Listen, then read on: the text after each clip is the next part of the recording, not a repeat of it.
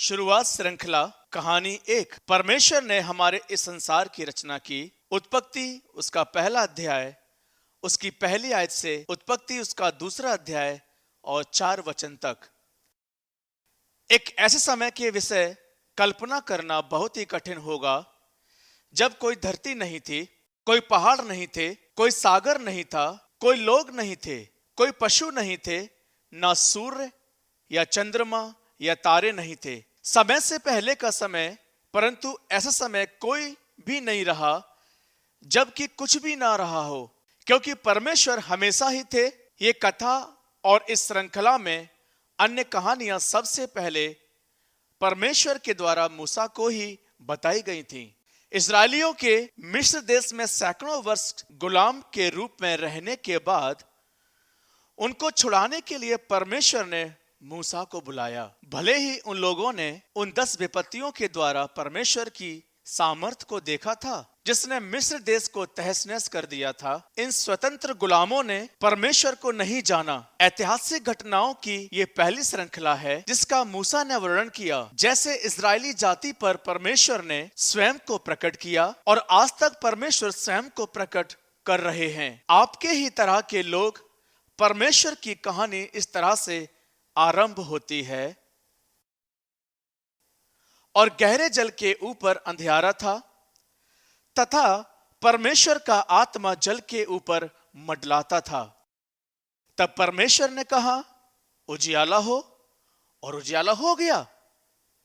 और परमेश्वर ने उजियाले को देखा कि अच्छा है, और परमेश्वर ने उजियाले को अंधियारे से अलग किया।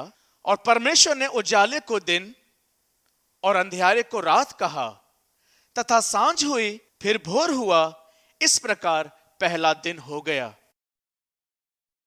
और परमेश्वर ने कहा, जल के बीच एक ऐसा अंतर हो कि जल 2 भाग हो जाए। तब परमेश्वर ने एक अंतर करके उसके नीचे के जल और उसके ऊपर के जल को अलग अलग किया, और वैसा ही हो गया। और परमेश्वर ने उस अंतर को आकाश कहा। तथा सांझ हुई, फिर भोर हुआ, इस प्रकार दूसरा दिन हो गया। और परमेश्वर ने कहा, आकाश के नीचे का जल एक स्थान में इकट्ठा हो जाए और सूखी भूमि दिखाई दे, और वैसा ही हो गया। और परमेश्वर ने सूखी भूमि को पृथ्वी कहा, तथा जो जल इकट्ठा हुआ उसको उसने समुद्र कहा। और परमेश्वर ने देखा कि जो हुआ है वह अच्छा है।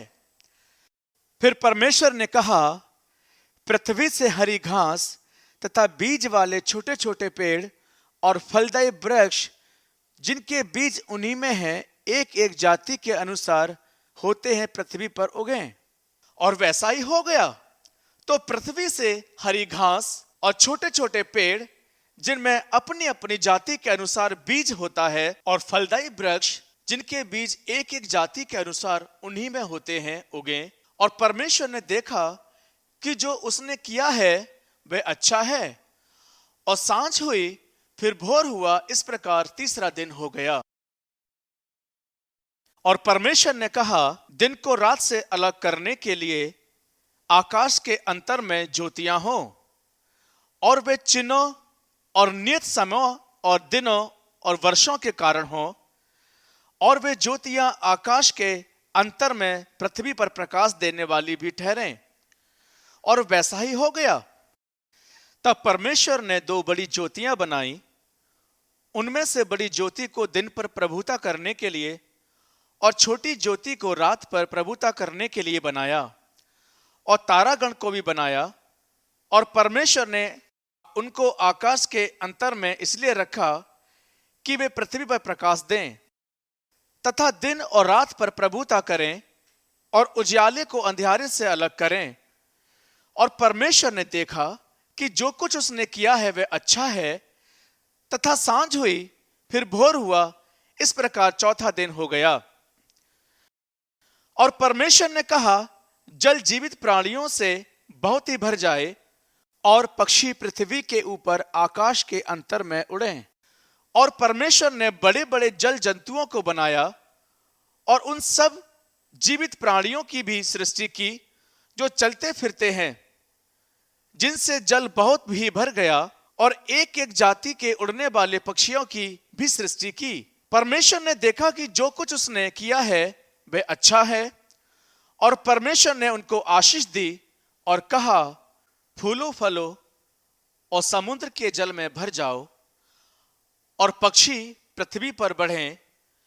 और सांझ हुई, भोर हुआ, इस प्रकार 5वां दिन हो गया।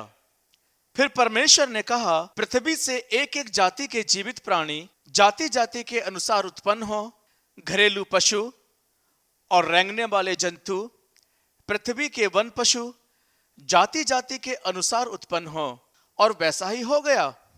और परमेश्वर ने पृथ्वी के वन पशुओं को उनकी जातियों के अनुसार बनाया, और जाति जाति के घरेलू पशुओं को और वे सब प्राणी जो धरती पर रेंगते हैं, प्रत्येक को उनकी जाति के अनुसार बनाया।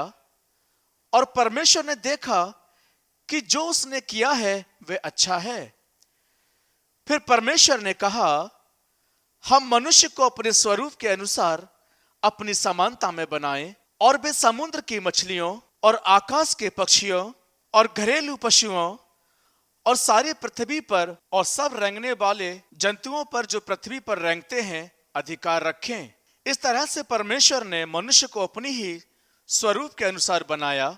अपने ही स्वरूप के अनुसार परमेश्वर ने उसको उत्पन्न किया। नर और नारी करके उसने मनुष्य की सृष्टि की। और परमेश्वर ने उनको आशीष दी और उनसे कहा, फूलो फलो और पृथ्वी में भर जाओ, और उसको अपने वश में कर लो, और समुद्र की मछलियों तथा आकाश के पक्षियों और पृथ्वी पर रेंगने वाले सब जंतुओं पर अधिकार रखो। फिर परमेश्वर ने उनसे कहा, सुनो, जितने बीज वाले छोटे छोटे पेड़ सारी पृथ्वी के ऊपर हैं, और जितने वृक्षों में बीज वाले फल होते हैं, वे सब मैंने तुमको दिए हैं, वे तुम्हारे भोजन के लिए हैं।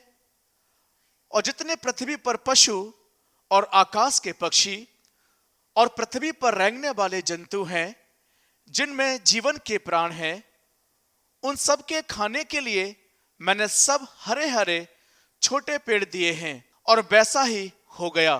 तब परमेश्वर ने जो कुछ बनाया था सबको देखा तो क्या देखा कि वह बहुत ही अच्छा है। तथा सांझ हुई, फिर भोर हुआ, इस प्रकार 6वां दिन हो गया। इस तरह से आकाश और पृथ्वी और सारी सेना का बनाना समाप्त हो गया। और परमेश्वर ने अपना काम जिसे वह करता था 7वें दिन समाप्त किया। और उसने अपने किए हुए सारे काम से 7वें दिन विश्राम किया।